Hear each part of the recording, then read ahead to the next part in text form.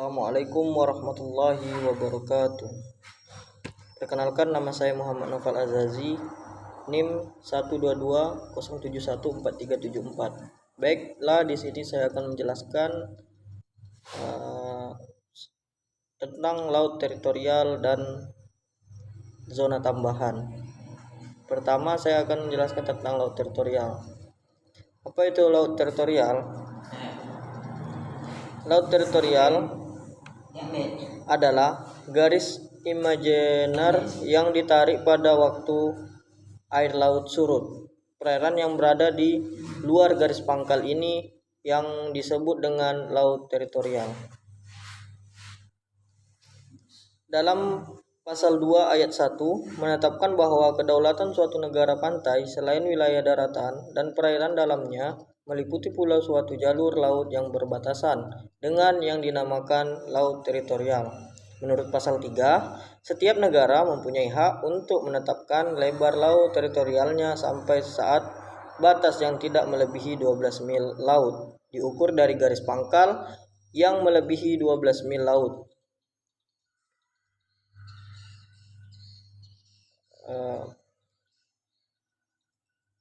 Berdasarkan cara penarikannya terdapat tiga macam cara penarikan garis pangkal. Yang pertama, garis pangkal normal.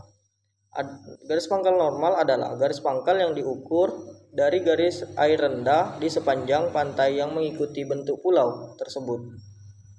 Yang kedua, garis pangkal lurus. Garis pangkal lurus merupakan garis pangkal yang ditarik di pantai pada saat air laut surut dengan menggabungkan titik-titik dan ujung-ujung terluar dari pantai.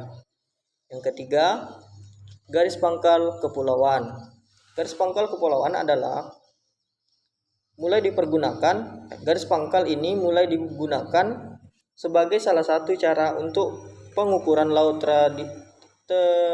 teritorial sejak diberlakukannya UNCLOS 1982. Secara tegas tertuang dalam pasal 46 sampai dengan 54 UNCLOS 1982. Garis pangkal kepulauan ditarik untuk menghubungkan titik terluar dari pulau terluar dan karang dalam sebuah kepulauan.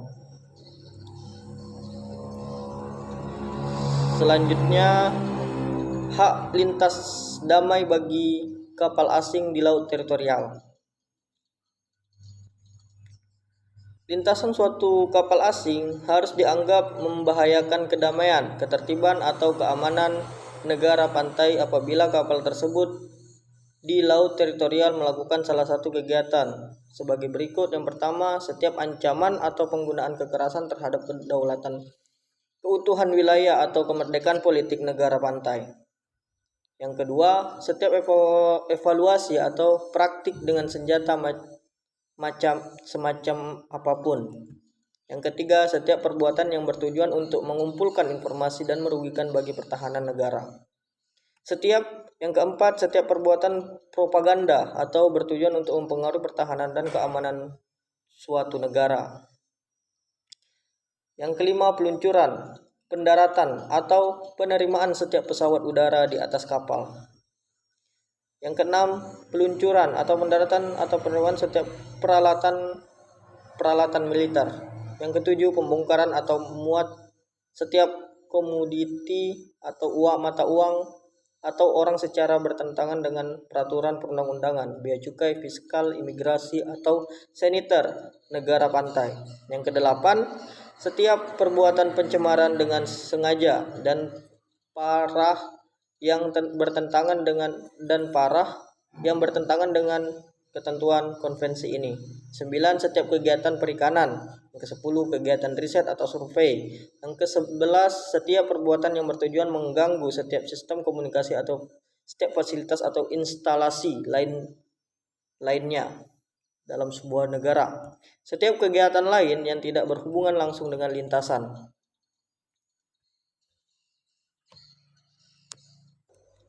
Baik, yang kedua, zona tambahan.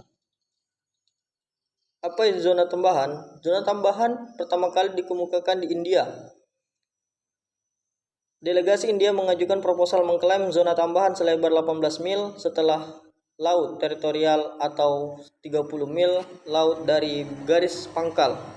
Terdapat berbagai macam definisi dari zona tambahan.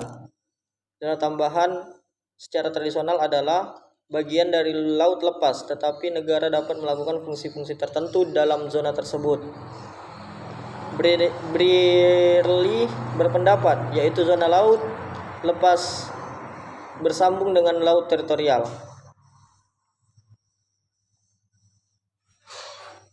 Secara umum, pengertian zona tambahan adalah air membentang dari tepian luar laut teritorial hingga 24 mil laut dari baseline. Ini dinamakan negara yang menggunakan kontrol terbatas atau tujuan mencegah untuk menghukum atau pelanggaran bea cukai, fiskal, imigrasi, atau siniter, hukum dan peraturan dalam wilayah atau teritorial laut. Kesimpulan dari zona laut dan zona tambahan. Zona laut teritorial merupakan perairan yang dihitung dari garis pangkal selebar 12 mil dengan penarikan garis yang berbeda-beda. Kapal asing mempunyai hak lintas damai untuk melintasi laut teritorial. Di sisi lain, setiap negara pantai memiliki hak dan kewajiban yang telah diatur dalam UNCLOS 1982. Adapun zona tambahan merupakan perairan yang membentang selebar 24 mil laut dan negara pantai memiliki yurisdiksi di dalamnya, khususnya berkaitan dengan kepabean, imigrasi, kesehatan maupun perpajakan.